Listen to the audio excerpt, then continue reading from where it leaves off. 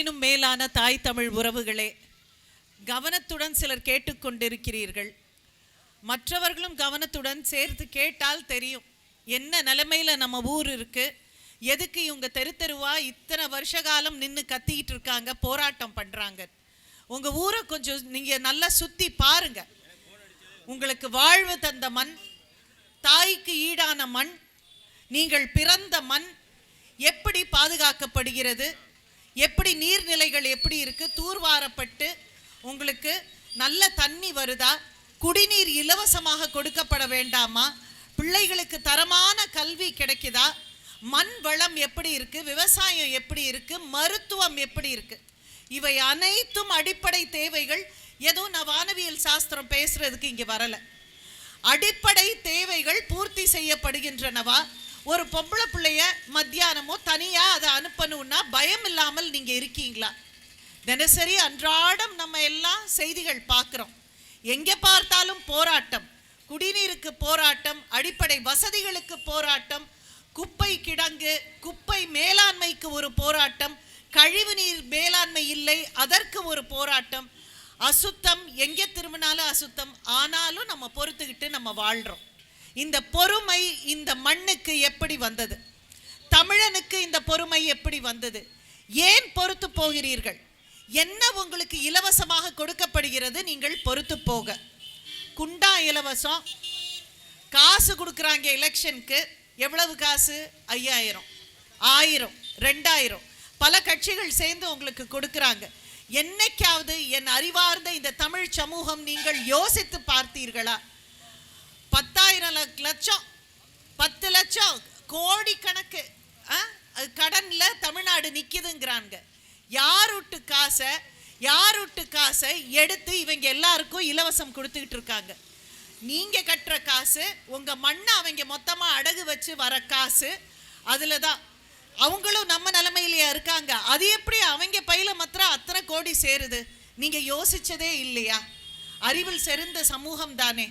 எத்தனை பேர் படித்தவர்கள், கல்வி பயின்றவர்கள்? ராமநாதபுரம் மாவட்டத்தில் தான் மேக்சிமம் டீச்சர்ஸ், எல்லாரும் ஆசிரியர்கள். ஆனால் நாம் யோசிப்பதில்லை. அடுத்து அடுத்து அடுத்து குத்துறீங்க. திமுக மாத்தி அதிமுக, திமுக மாத்தி மறுபடியும் அதிமுக பண்ணி தானே 75 வருஷம் இந்த நிலைமையில வந்து நிக்கிறோம். சாலைகள் கிடையாது. இன்று நான் சுற்றுப்பயணம் மேற்கொண்ட பல இடங்களில் சாலைகள் சரியில்லை. மழைக்காலத்தில் எப்படி இருக்குன்னு நான் யோசிச்சேன். நான் பார்த்த கம்மாய்கள்ல தண்ணி கிடையாது, ஊர்ல சாலை கிடையாது, மருத்துவ வசதி கிடையாது, கம்மாயில தண்ணி கிடையாது, விவசாயி சாகுறான், பனை தொழிலாளி சாகுறான், அவனை அடிபட்டா அவனுக்கு ஒரு காப்பீடு கிடையாது, அவன் விளைவிக்கும் பொருட்களுக்கு அவன் நல்ல கொள்முதல் கிடையாது. அப்படி இருக்க ஏன் இந்த தவறு திரும்பவும் நடக்கிறது? நாம முழிச்சிருக்கிற மாதிரி தூங்கிட்டு இருக்கோம், அவன் தூங்குற மாதிரி முழிச்சிட்டு இருக்கான். நல்லா முதுகுல குத்துறான். அவனுக்கு தெரியுது, ஐயோ இவங்களா என்ன நம்ம பண்ணாலும் இவன் திருப்பி 5 வருஷத்துல நமக்கு மறுபடியும் ஓட்டு போடுவான் அப்படிங்கிற தைரியத்தை அவனுக்கு கொடுத்துருக்கோம். இந்த முறை விரட்டி அடிங்க. இத்தனை நாள் என் மண்ணை ஏமாற்றி, என் மக்களை ஏமாற்றி, என் வாழ்வாதாரத்தை கெடுத்து, பொருளாதாரத்தை கெடுத்து, டாஸ்மாக திறந்து என் குடும்பத்தை கெடுத்து நாசம் பண்ணி, என் பிள்ளைகளுக்கு ஒரு தொழிற்கூடம் இல்லாமல் வேறு நாடுகளில் சென்று கையேந்த நிலையை எனக்கு கொடுத்த நீ எனக்கு தேவையில்லை. நீ எனக்கு நம்பிக்கை துரோகம் பண்ணுவாய் எனில் நீ எனக்கு தேவைன்னா அடிச்சு விரட்டுங்க. ஏன் அந்த ரோஷம் இன்னும் தமிழ் சமூகத்துக்கு வரல? இத்தனை வருட காலம், 1-2 வருஷம் கிடையாது, அடுத்தடுத்து நம்ம தேர்ந்தெடுத்திருக்கோம். பார்க்குறீங்கல்ல பத்திரிகையில் 10,000 கோடி பிடிப்பட்டது. இது வருவாய்த்துறை அந்த அதிகாரிகள் போய் பார்க்குறாங்க, இன்கம் டேக்ஸ் அதிகாரி போய் பார்க்குறாங்க. நமக்கு தெரியுமா? 1 கோடி இல்லை 10 கோடிக்கு எத்தனை சுழியும் நமக்கு தெரியுமா? அது எல்லாம் உங்க உழைப்பு, நீங்க கட்டுற வரி, நீங்க கொடுக்குற காசு. நல்லவன் மாதிரி மறுபடியும் உங்ககிட்ட காசு பிடுங்கி இது கோடி கணக்கில் கடன் வாங்கி உங்களுக்கே அவன் திருப்பி அதை இலவசமாக கொடுக்குறான். ஓட்டுக்குன்னு பணம் பட்டுவாடா ஆகுது. வாங்கிக்கங்க பணத்தை, அண்டா குண்டான வாங்கிக்கங்க, வீட்டில் வச்சுக்கோங்க. ஆனால் ஒரு நியாயமான மனிதனுக்கு, கொள்கையுள்ளவருக்கு, ஒரு தலைவனுக்கு நம்ம கிட்ட வேளாண்மை பற்றி பேசுகின்ற ஒரு தலைவனுக்கு, பனை தொழிலை பற்றி பேசுகின்ற தலைவருக்கு நாம் தமிழர் கட்சி முன்னிறுத்துகிற விஷயங்களை நன்கு தெரிந்து கொள்ளுங்கள். இவங்க இதை பண்ண போறாங்க, பண்றதை தான் இவங்க சொல்லிட்டு இருக்காங்க. நீங்க பாருங்க, பனை தொழிலில் இருக்கிறவங்க இத்தனை வருட காலம் என்ன உங்களுக்கு கிடைச்சிச்சு? கல்லுக்கு தடை, எந்த பனை பொருட்கும் நல்ல விலை கிடையாது. நாங்க சொல்றோம், நாங்க அரசாங்கம் அமைச்சோம்னா உங்ககிட்ட இருந்து எல்லாத்தையும் பனை தரக்கூடிய அனைத்து பொருட்களும் நாங்க நல்ல கொள்முதல் பெற்று அளவில் அதை பிரபல்யப்படுத்துவோம். அதே போன்று விவசாயத்தில் நீங்க பார்க்கக்கூடிய நவதானியங்களும் நெல்லும் மல்லியும் எல்லாத்துக்குமே நாங்க சொல்லிட்டு இருக்கோம். இதுவரையில் எந்த தலைவராவது அதை பேசி பார்க்குறீங்களா? சீமானண்ணன் தமிழை மாத்திரம் முன்னிறுத்தி பேசல, எவ்வளவோ மக்கள் சார்ந்த விஷயங்களை பேசிக் கொண்டிருக்கிறார். இப்படிப்பட்ட ஒரு தலைவனை இம்முறை நீங்கள் வாய்ப்பளித்து உங்கள் முதல்வராக்க வேண்டாமா? நாம் தமிழர் கட்சிக்கு அந்த பலப்படுத்த வேண்டாமா? யோசிச்சு சிந்திச்சு செயல்படுங்க. உங்களை சும்மா நாங்க வரோம் வாக்கு கேட்கிறோம், உங்கள் விவசாய சின்னத்துக்கு வாக்களியுங்கள்னு தெருவா சுத்துறோம் நீங்க நினைக்காதீங்க, நீங்க நினைக்க கூடாது. இம்முறை நீங்க பாருங்க, எல்லாரும் யூடியூப் பாக்குறீங்க, அண்ணனோட பேச்சை நீங்க கேட்குறீங்க, அவர் பேச்சினோட சாராம்சத்தை கேளுங்க. தயவு செய்து அந்த சில ரூபாய் நோட்டுகளுக்காக விலை சென்று விடாதீர்கள். நீங்க எதை தெரியுமா அடகு வைக்கிறீங்க? இந்த மண்ணை நம்ம அடகு வைக்கிறோம், நம்ம பிள்ளைகளுடைய எதிர்காலத்தை நம்ம அடகு வைக்கிறோம். அதை நீங்க சிந்திச்சு பார்க்கணும். அதற்காகத்தான் தெருவாக போய் கூவி கூவி நாங்கள் சொல்லி கொண்டிருக்கிறோம். ஐயோ ஜனமே ஏமாறாத, இதுவரையில் ஏமாந்துட்டோம், முதுக திருப்பி காமிச்சு குத்துங்கடான்னு அவங்களுக்கு கொடுத்துருக்கோம். குத்துறது மட்டுமல்ல, அந்த கத்தியவும் நம்ம தான் அவன் கையில கொடுத்து என் முதுகுல குத்துகிறோம். அவன் கத்தியோட வரானோ இல்லையோ நம்மளே கொடுக்கிறோம். வலிமையான நம் வாக்குகளை எப்படி நாம் அதை ஒண்ணுமில்லாம ஆக்கிட்டோங்கிறது உங்க சிந்தனைக்கு வரணும். தயவு செய்து என் மக்களை, என் சகோதரர்களை, என் சகோதரிகளை தயவு செய்து உட்காந்து கேளுங்க, உட்காந்து சிந்திங்க, 4 பேருக்கு சொல்லுங்க. எப்பா பாரப்பா, இந்த சீமான் தம்பி போட்டிருக்கு ஒரு தேர்தல் வரைவு, இதை உட்காந்து படிப்போம். வேளாண்மையை பத்தி படிங்க, என்னென்ன அண்ணன் சொல்றாங்க, கொள்முதல் விலை என்ன, எப்படி நெல்மணிகளை உங்ககிட்ட இருந்து நாங்க வாங்கி அதை அருமையா குடோன்கள் அமைத்து அதை இப்ப பாக்குறோம்ல, செய்தியில நீங்க பாக்குறீங்க, மூட்டை மூட்டையா நெல் விளைஞ்சிருக்கு. ஒரு விவசாயியின் வியர்வை அல்ல, அது ரத்தம். அவனை ஏமாத்தலாமா? ஒரு விவசாயி பஞ்சத்துல அடிபட்டு அவன் சாக கிடக்கிறப்ப அவனுக்கு காப்பீடு கொடுக்க வேண்டாமா? நீங்க டாக்டரா இருக்கலாம், இன்ஜினியரா இருக்கலாம், என்ன வேணாலும் நீங்க இருக்கலாம், ஆர்கிடெக்டா இருக்கலாம், சாப்பிடுறதுக்கு சோறு வேணுங்க. அப்படிப்பட்ட விவசாயி கடவுளின் தொழில், விவசாயம் என்பது கடவுளின் தொழில். அப்படிப்பட்ட அன்னமிடுகிறவனுக்கு நம்மனால நம்ம ஓட்ட அதை முன்னிறுத்தி பேசுகிற அந்த தலைவனுக்கு அந்த வாக்கு செல்ல வேண்டுமா? அல்லது இந்த திருட்டு திராவிட கூட்டத்துக்கு உங்கள் வாக்கு செல்ல வேண்டுமா? உங்க உழைப்ப உறிஞ்சி எல்லாத்தையும் தன் பையில போட்டு இலவசம் கொடுக்கிறேன்னு உங்களை ஏமாத்தி உங்க கண்களை மறைச்சு, உங்க பொம்பளை பிள்ளைகளுக்கு இங்க பாதுகாப்பு இல்லை. எத்தனை டாஸ்மாக் இருக்கு, உங்க பிள்ளைகளை நீங்க பலி கொடுக்குறீங்க அந்த டாஸ்மாக்கு. இன்ன வரையில் ஏன் மது ஒழிப்பை கொண்டு வரோன்னு ஏன் அவன் மூடல? பணம். இதுக்கு நம்ம அடகு வைக்கிறது என்ன தெரியுமா? நம்ம உடல் நலம். ஒரு மருத்துவரா நான் உங்களுக்கு சொல்றேன், எப்படி நீங்க டாஸ்மாக்ல குடிச்சுட்டு ஒவ்வொருத்தனும் கொலை எண்ணம் வருதோ, மனநோயாளி ஆகுறானோ, வேலைக்கு சரியா போக முடியல, பொருளாதாரம் நாசமாகுது, சம்பளத்துக்கு வேலைக்கு போய் சம்பளத்தை வாங்க முடியல, எவ்வளவோ விஷயங்கள் நடக்குது.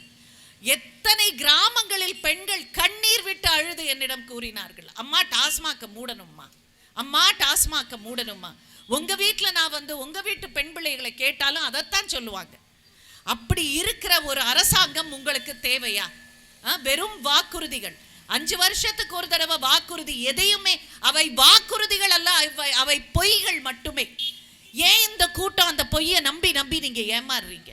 நீங்க யோசிக்கணும். இந்த முறை நாம் தமிழருக்கு ஒரு வாய்ப்பை அளியுங்கள்.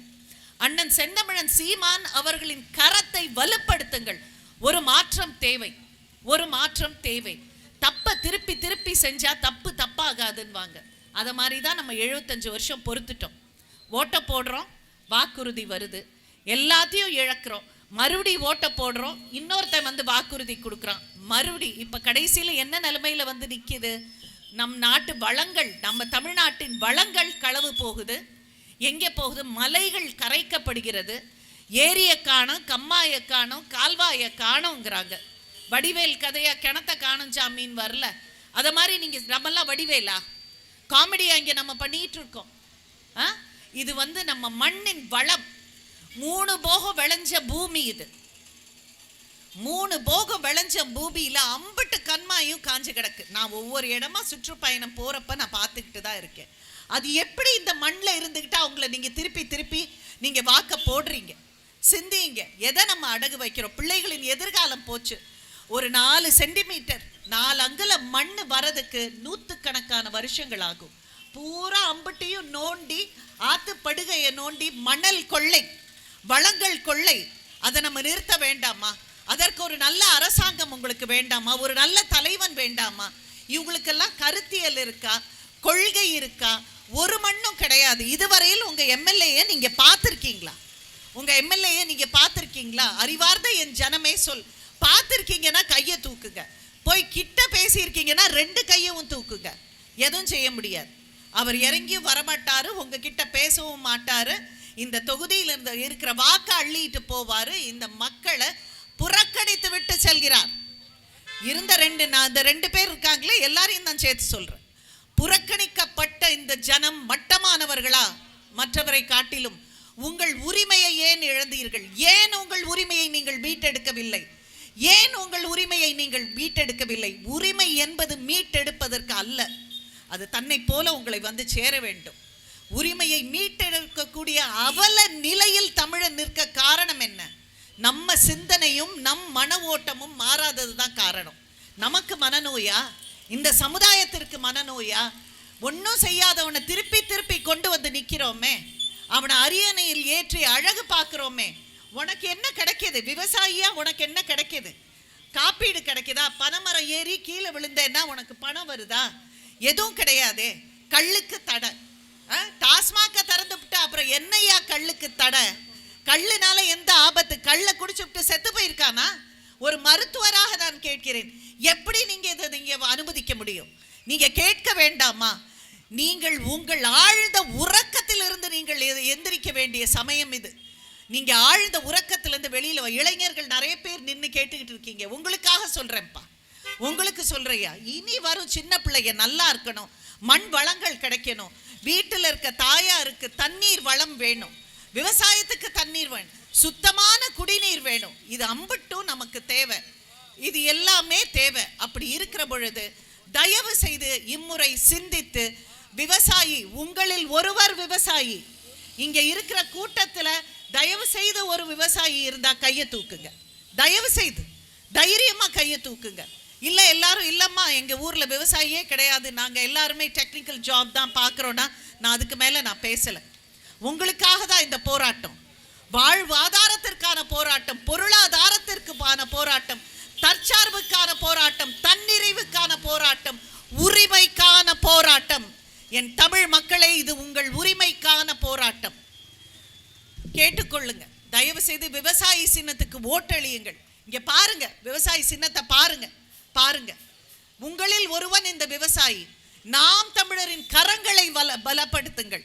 நான் உங்கள் வேட்பாளர் மருத்துவ பேராசிரியர் டாக்டர் சந்திரபிரபா. ஏதோ இவ்வளவு நேரம் பேசுறதுக்கு கொஞ்சமாவது நீங்க சிந்திப்பீங்கன்ற நம்பிக்கையோட நான் போறேன். தமிழ் வாழ்க. வணக்கம். நன்றி.